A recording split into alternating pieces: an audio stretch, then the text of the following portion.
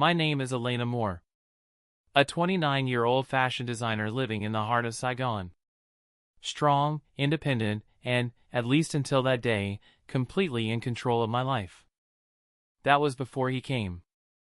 It was 3:17 p.m. on a blazing Friday when everything I knew shattered. It started with silence. My fashion show was in 2 days. I had barely slept the night before, working on the final touches of a silk gown. That afternoon, I took the elevator down to grab a quick coffee from the shop across the street. I never made it. The last thing I remember was pressing the elevator button and turning around to check my phone. A sharp sting hit the side of my neck. Then, a blur. The ceiling spinning. A pair of dark boots. Cold, clinical latex gloves. Silence. Blackout. When I woke up, my head pounded like a war drum. The air smelled of pine and dust. I was lying on an old mattress with a thin wool blanket over me.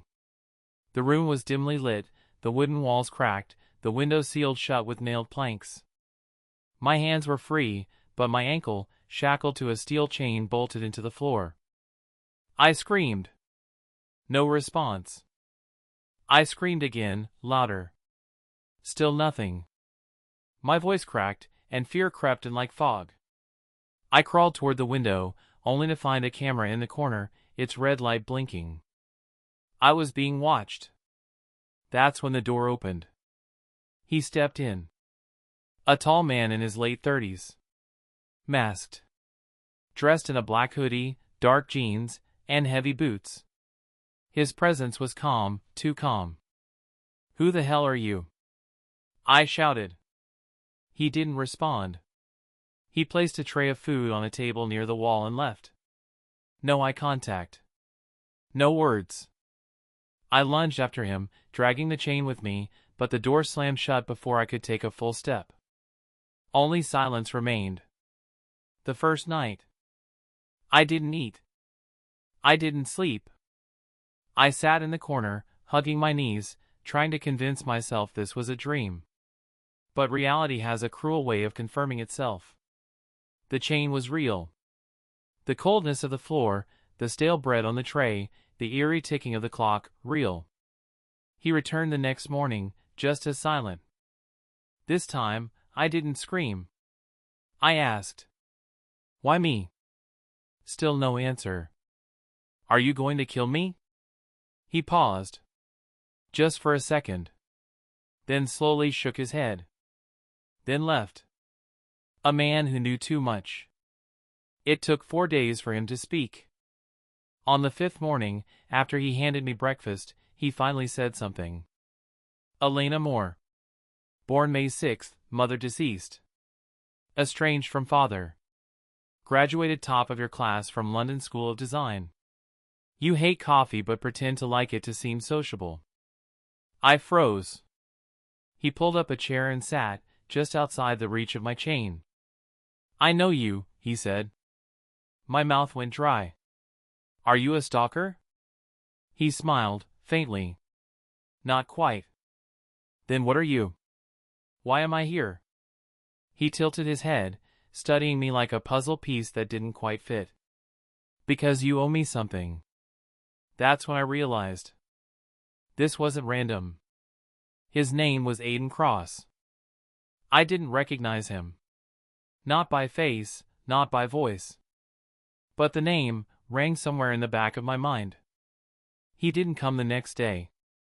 He left me alone with my thoughts, and with a book, the picture of Dorian Gray. Its pages were dog-eared, annotated. His handwriting was neat, intelligent. He underlined passages like, "The only way to get rid of a temptation is to yield to it." Creep. But a creep who read Oscar Wilde. Weird. The mind games begin. On the 7th day, I asked him again. "What do I owe you?" He answered with a question.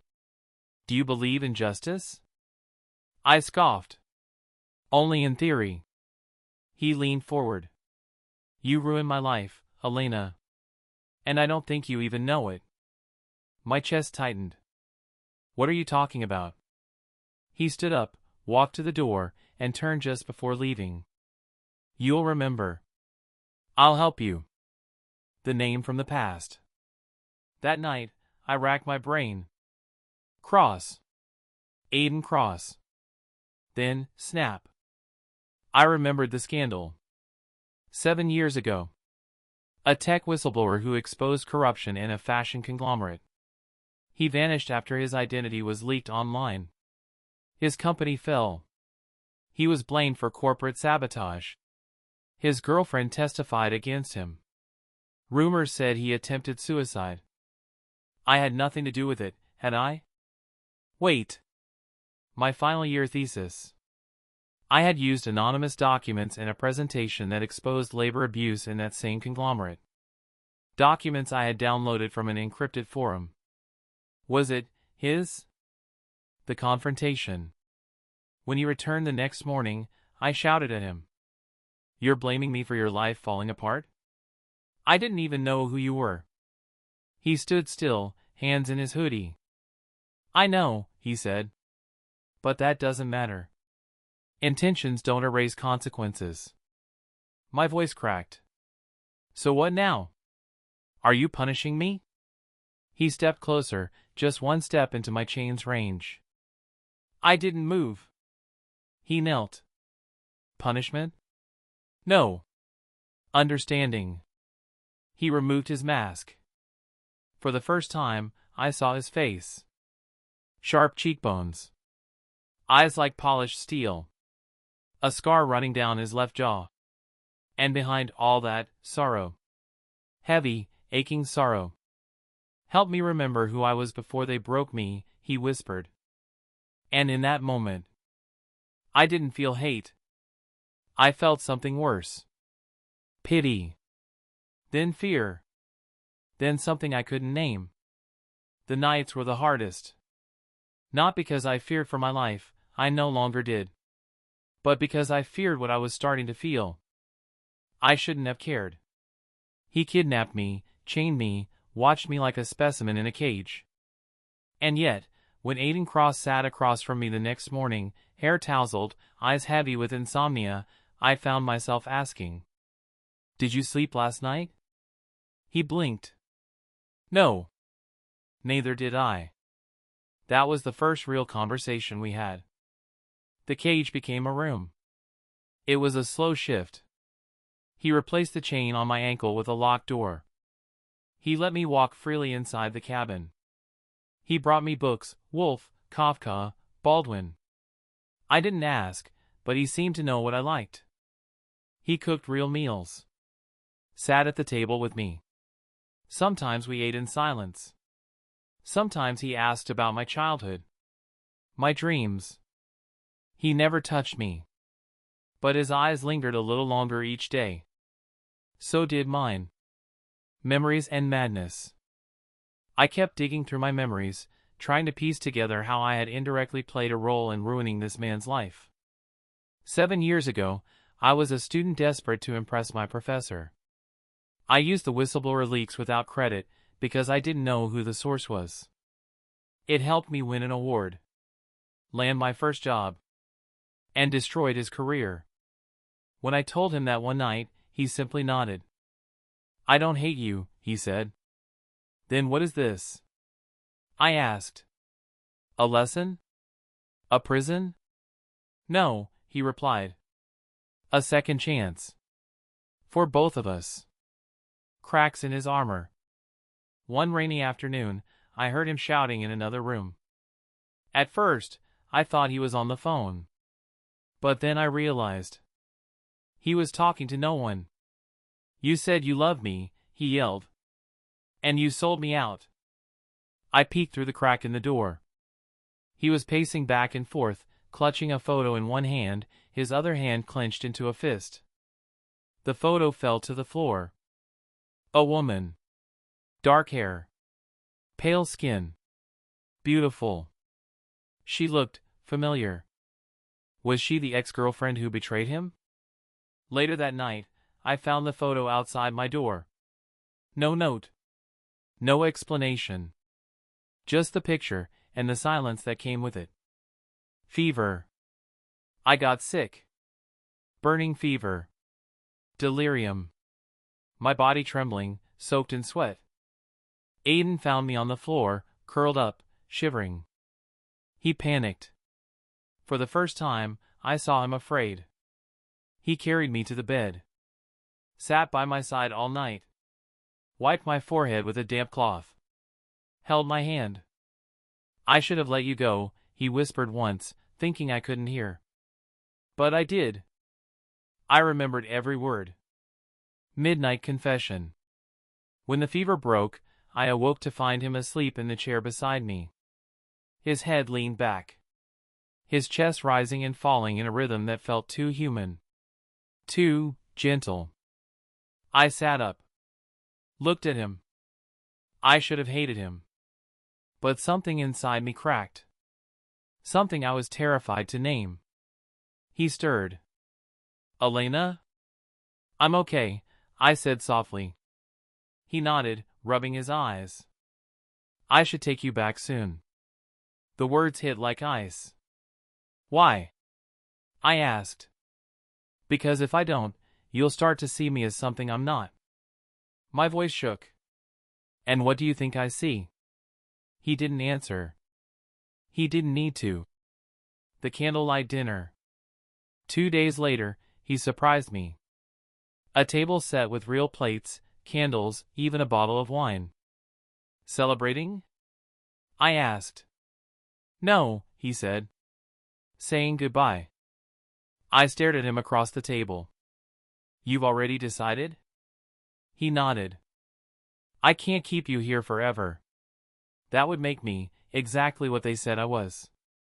But you're not, I said before I could stop myself. He looked at me, really looked. Elena, don't do this. Don't do what? Don't make me think you feel something. I'm not pretending. A long silence. Then, he stood up and walked away. I followed. The kiss. He stopped at the door to his room. His hand hovered on the handle. Don't, he said again. Please. But I stepped closer. I wasn't sure if it was fever or madness or something far more dangerous. But I kissed him. And he let me. It was gentle. Uncertain. Like touching something forbidden and sacred at the same time. When we pulled away, he whispered. This changes everything. I know, I said. The locked room. That night, I dreamed of a door. A door I had never seen in the cabin before. The next day, I found it. Behind the closet. Locked. Heavy. I waited until he went out for supplies. Then I searched the drawers, the shelves, until I found a small key beneath a floorboard. My hands trembled as I unlocked it. The door creaked open. Inside, a mattress on the floor. Handwritten notes pinned to the walls. A necklace. And bloodstains. The room was cold. Not because of the temperature, but because of what lingered there. I stepped inside slowly, every breath heavier than the last. The door creaked behind me as it closed, not with a bang, but with a hush, as if even the walls didn't want to disturb what lay within. It was dim. Dusty. The air smelled like copper and mold. The mattress on the floor was old, its sheets wrinkled and torn. On the wall, dozens of sticky notes and scraps of paper had been pinned, overlapping in layers like feathers of a bird that could no longer fly. In the center of the room sat a small wooden box. Inside it, a silver necklace. A heart-shaped locket. When I opened it, I saw a photo. Her. The same woman from the picture Aiden had dropped days ago. Except now, I recognized her. Her name was Sophia Lane. A ghost from the past. Sophia Lane was a tech journalist who disappeared 3 years ago after publishing a series of investigative reports on whistleblowers and corruption. She'd vanished without a trace. The media buzzed for a few weeks, then forgot. Until now. Because this room was hers. Her handwriting covered the walls. Her scent still lingered on the sheets.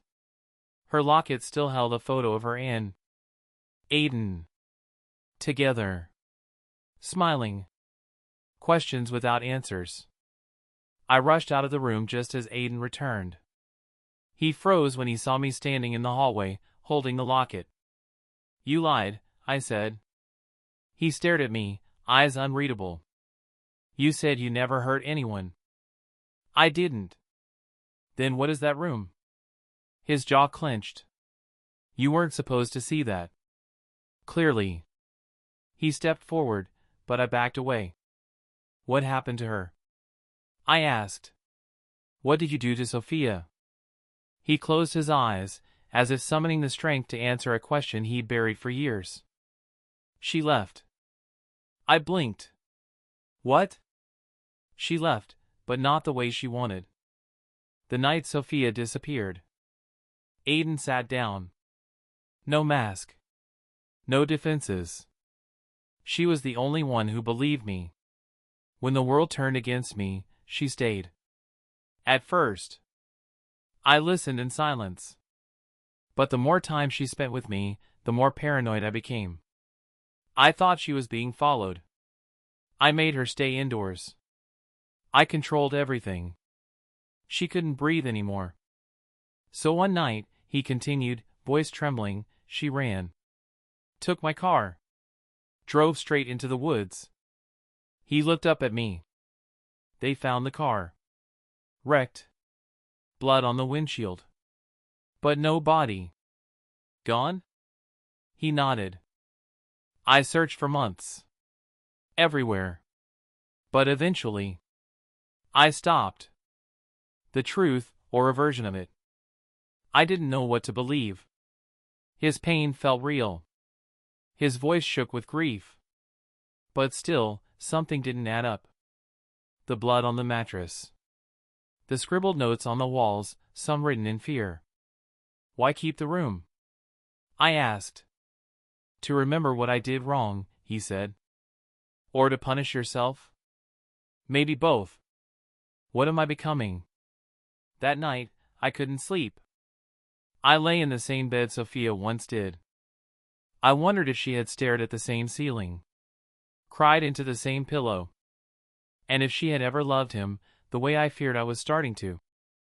I looked at Aiden, asleep on the couch. So peaceful. So broken. I didn't know whether I wanted to run, or reach for him. The line blurs. The next morning, Aiden made coffee. For me. The first sip burned, but I didn't say anything. We sat in silence until I finally asked, what if Sophia's still alive?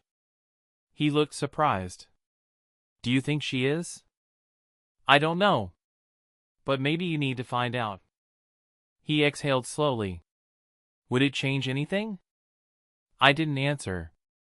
Because the truth was, yes. It would. A plan. I made a decision. I want to go back to the city. His shoulders stiffened. I won't run, I added quickly. But I need answers. And so do you. He studied me. You'd come back? I nodded. If I find out you lied, if I find out Sophia died in that house. You won't, he said quietly. He let me go. That night, he drove me back into the city. We didn't speak much. When he stopped the car near my apartment, I reached for the door handle. Then paused. He was watching me, like a man preparing to drown but hoping the tide would change. You really think you're not a monster? I asked. I'm trying not to be, he said. I stepped out. Closed the door. And for the first time in weeks, walked free. But freedom isn't the same anymore. My apartment felt foreign. My phone was filled with missed calls, emails, police alerts. I didn't answer any of them. I lay in my bed that night, staring at the ceiling. And all I could think of was him. The city hadn't changed. But I had. Every honk of a horn, every familiar street corner, felt like it belonged to a past version of me, one that had never looked into the eyes of her captor and seen pain instead of cruelty. One that didn't wake up missing the silence of a cabin in the woods. But I had come back with a purpose. To uncover the truth about Sophia Lane. The first lead. I started with the basics. Sophia had worked for the Beacon Journal, a respected investigative outlet. I visited their office, pretending to be a writer doing a feature on journalists who had gone missing. The receptionist didn't recognize me, but the moment I said Sophia's name, her face changed. "I'm sorry. We don't comment on former employees. Even if they vanish without a trace?" She hesitated, then handed me a card under the table. A name, Evan Thorne, former editor. A private number. The phone call. I called Evan that night. He answered on the second ring. "You're not a reporter," he said flatly. "No," I admitted. "I'm someone who knew Sophia. And I need to find out what really happened." There was a pause. Then, "Meet me tomorrow. 10 a.m., District 7, Cafe Orion. Come alone." The editor speaks. Evan Thorne was a wiry man with darting eyes and nicotine-stained fingers. He looked like he hadn't slept properly in a year. "She was onto something big," he said, sipping black coffee. "Not just corporate fraud. It involved government contractors, black budget programs, names that could get you killed." "And the whistleblower?" His eyes met mine. "Aiden Cross." My heart stopped. She believed in him. Loved him, even. But then she vanished. "Do you think he—" "No," Evan interrupted. "I don't think he killed her. I think he tried to protect her." "From what?" He leaned forward. "From whoever was watching them both." Threads unravel. I spent the next 3 days in libraries, on forums, combing old message boards, chasing fragments. Aiden had indeed leaked classified documents. He'd exposed a network of shell companies funding illegal surveillance tech under the guise of fashion industry R&D. Sophia's last article draft, never published, had disappeared from the server. Wiped clean. Someone had erased her voice. But not her trail. I found an address. A motel in the outskirts of Saigon. Room 103. The last place Sophia was seen, according to CCTV, footage that never made it to the public. The Room of Echoes. I checked into the motel under a fake name. The manager, an older woman, handed me the key to room 103 without question. I stepped inside. The bed was still made. The wallpaper peeling. The air stale. But under the sink, behind the loose tile, I found a small, rusted USB stick. Inside, a single folder. Titled, Trust in '01. The video. Back at my apartment, I plugged it into a burner laptop. A single video file. I clicked. Sophia appeared on screen. Eyes wide. Breathing hard. Clearly scared. "This is my last recording," she whispered. "If you're watching this, I'm probably already gone." She held up a page of handwritten notes, then suddenly stopped. Someone knocked on her door. Her eyes darted toward the sound. "Don't trust anyone," she whispered. "Not the government. Not the paper. Not even—" A loud bang. The screen went black. The twist in the frame. But I froze. Rewound the video. Zoomed in. Frame by frame. Right before the bang. A reflection appeared in the glass behind Sophia. A man. His face half hidden. But not enough. It was Aiden. What do you do when you don't know what to believe? I stared at the screen for hours. My hands shook. He said he searched for her. That she drove off. That she was never found. But she was in a motel. Hiding. And he had found her. Was he trying to protect her? Or silence her? I didn't know anymore. All I knew was this. I needed to see him again. The return call. I used the encrypted number he gave me when he let me go. It rang. Then clicked. His voice came through. Elena? I found something. Silence. Where? In the dark. A pause. Then. Come back. I'll tell you everything. I didn't pack much. Just a phone with no SIM, a flashlight, a small voice recorder, and a kitchen knife hidden in my boot. I told myself I was prepared. I told myself I wasn't going back to a captor. But as the cab drove deeper into the woods, past the dying pines and fading sunlight, I felt it. That same mix of fear and longing. It was absurd. And terrifyingly real. The return. The cabin looked the same. Silent. Remote. Timeless. He was waiting at the door. Aiden Cross. Dressed in gray. Unarmed. His hair longer now. His face gaunter. But those eyes, still heavy with unspoken things. Elena, he said softly. No smile. No warmth. Just acknowledgement. You found her, didn't you? I didn't answer. Instead, I pulled out the USB and tossed it on the table inside. He stared at it. Didn't touch it. Room 103, I said. She was hiding. And you found her. He nodded.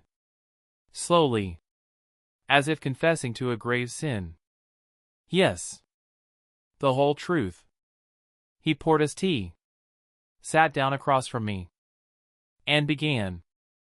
Sophia ran because she found something bigger than either of us.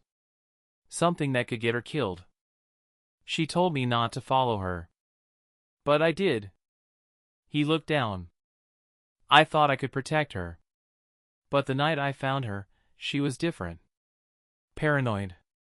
She didn't trust me. She had good reason, I said coldly. He didn't flinch. She pulled a knife on me. Accused me of being a plant. Of working for the same people who ruined my life. I said nothing. I tried to calm her down. We argued. She backed away, tripped over a chair. Hit her head. I stared at him. You killed her? No, he said firmly. I panicked. She was unconscious. Bleeding. I called someone. Evan Thorne. I blinked. The editor? He helped hide it. Paid off the motel staff. Covered the trail. My mind reeled. But why? Because he believed her story would destroy everything. The paper. His career. Mine. And Sophia? He looked me in the eye. She disappeared that night. I don't know if she died. Or ran again. Then what was the blood on the mattress? In your secret room? He was silent. And that silence said everything.